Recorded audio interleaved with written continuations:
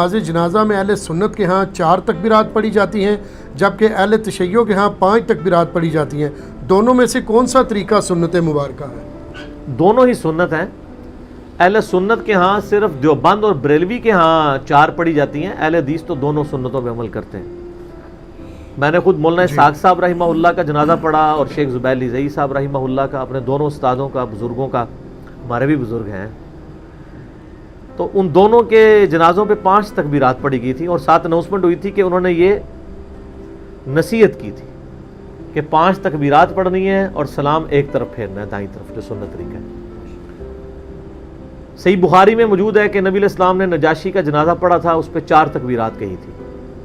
صحیح مسلم میں ہے، زید ابن ارقم کہتے ہیں کہ ہم نے نبی علیہ السلام کے پیچھے جنازہ پڑھا، آپ نے 4 تکبیرات کہیں، اور ایک دفعہ ہم نے جنازہ پڑھا تو آپ علیہ السلام نے 5 تکبیرات کہیں۔ صحیح مسلم میں موجود ہے۔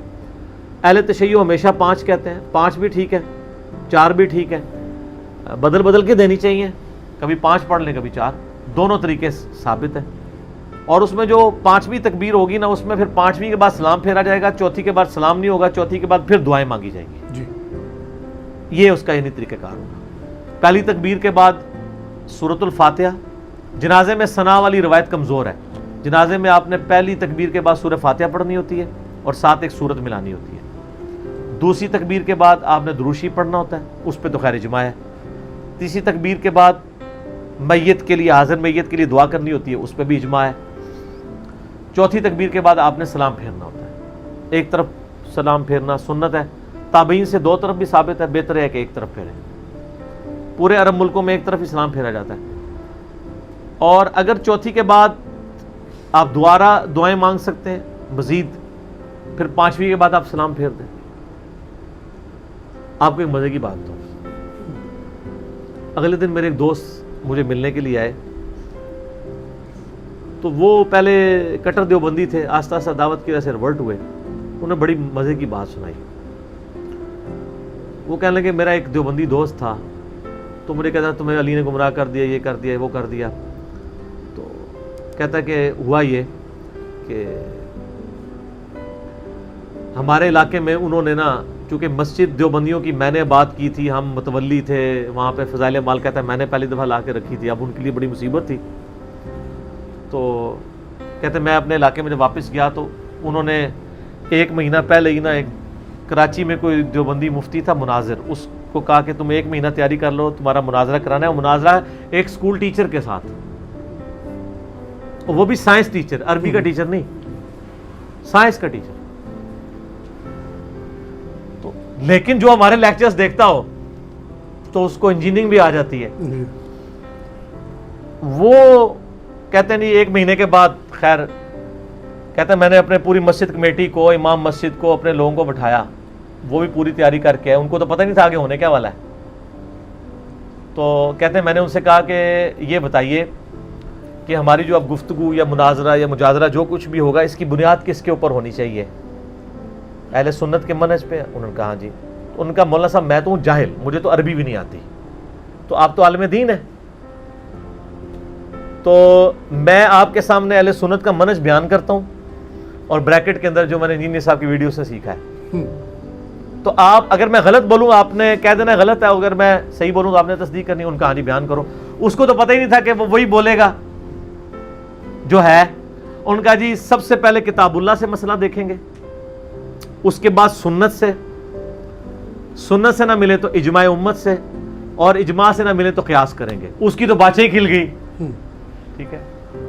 اس نے کہا یہ اہل حدیث، اس نے کہا میں اہل حدیث تو نہیں ہوں، میں تو کتاب و سنت کو فالو کرتا ہوں۔ ان کا یہ اہل حدیث تو اجماع کو نہیں مانتے، حالانکہ یہ بھی پراپوگنڈا ہے، اس میں اہل حدیث کا بھی قصور ہے۔ انہوں نے بھی وہ اس چیز کے اوپر ایمفسائز نہیں نہ کیا، سوائے شیخ زبیر صاحب کے، انہوں نے آ کے اس منہج کو زندہ کیا۔ ان کا جی بالکل ہمارا بھی یہی منہج ہے، کتاب اللہ، سنت، اجماع۔ اب انہوں نے کہا پتہ نہیں کیا کرے گا، یہ بخاری مسلم سے رفع الیدین کی حدیثیں لائیں گے، ہم ترمذی سے ضعیف روایتیں رفع الیدین کے ترک پہ پیش کر دیں گے۔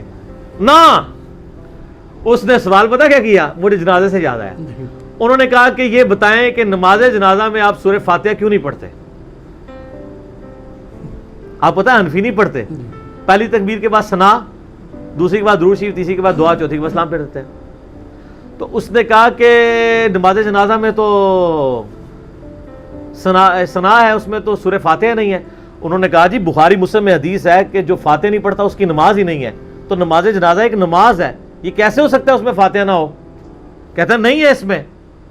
ان کا بتائیں کہاں لکھا ہوا ہے کہ نہیں ہے؟ کہتا نہیں آپ بتائیں کہاں لکھا ہوا ہے کہ ہے. اس نے کہا جی ہے, صحیح بخاری کھولی. ٹھیک ہے, وہ کہتا ہے بخاری تو میں 25 سال سے پڑھا رہا ہوں. ان کا سر بخاری میں سے میں بھی آپ کو نکال دیتا ہوں کہ عبداللہ بن عباس رضی اللہ تعالیٰ عنہ نے جنازے کے دوران اونچی آواز سے سورہ فاتحہ پڑھی اور فرمایا یہ میں نے اس لیے پڑھی ہے تاکہ تمہیں تعلیم دوں کہ نبی علیہ السلام کی یہ سنت ہے, آپ کا یہ طریقہ ہے سورہ فاتحہ پڑھنا. ان کا یہ تو آگیا صحیح بخاری. پہلے وہ کہتا ہے وہ مانا ہی نہ کہ بخاری میں لکھا ہے. ان کا بخاری لے کے میں آپ کو نکال دیتا ہوں. پھر کہتا ہے اچھا ٹھیک ہے لکھا ہوگا, لیکن مسئلہ یہ ہے کہ ہم اس لیے اس حدیث کو نہیں مانتے کیونکہ ہم امام حنیفہ رحمہ اللہ کے مقلد ہیں, تو اس لیے حنفیوں کے نزدیک جائز نہیں ہے. انہوں نے کہا نا, اہل سنت کا منہج ہے پہلے کتاب اللہ, پھر سنت, پھر اجماع, پھر چوتھے نمبر پہ امام حنیفہ. ہائے ہائے ہائے ہائے ہائے, پھنس گیا. اس کا جواب تو اب کچھ بھی نہیں تھا. اس نے کہا میں نے تو آپ کو سنت پہ, ابھی تو اجماع میں بھی نہیں ہم آئے, سنت میں نے آپ کو بتائی ہے اور ابن عباس کہہ رہے ہیں سنت ہے. اب آپ بتائیں کہ کس ترک رفع الیدین پہ پھر بھی ضعیف حدیثیں ہیں, اس پہ تو ان کے پلے کچھ بھی نہیں ہے. آندہ سے رفع الیدین پہ مسئلہ نہ شروع کیا کریں, جنازے میں سورہ فاتحہ مسئلہ شروع کر دیا کریں. کیسے پوائنٹ دی گل ہے.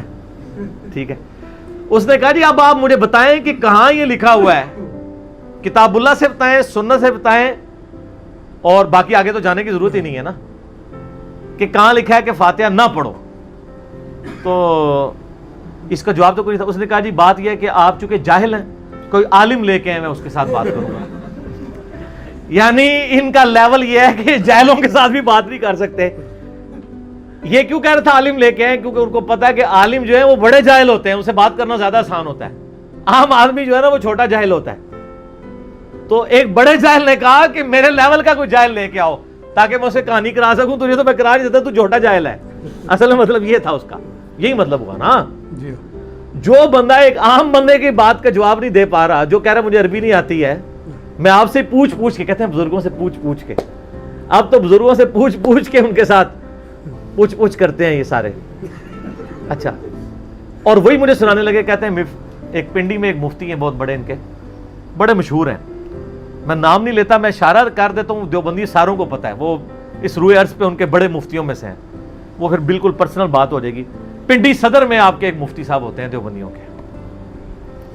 ٹھیک ہے جی, ان کی جو ان کے نام کے ساتھ جو ان کی کاسٹ آئی ہے نا وہ توئیں سے شروع ہوتی ہے, بس اتنا میں بتا دیتا ہوں, ان کو پتہ چل جائے گا کون ہے.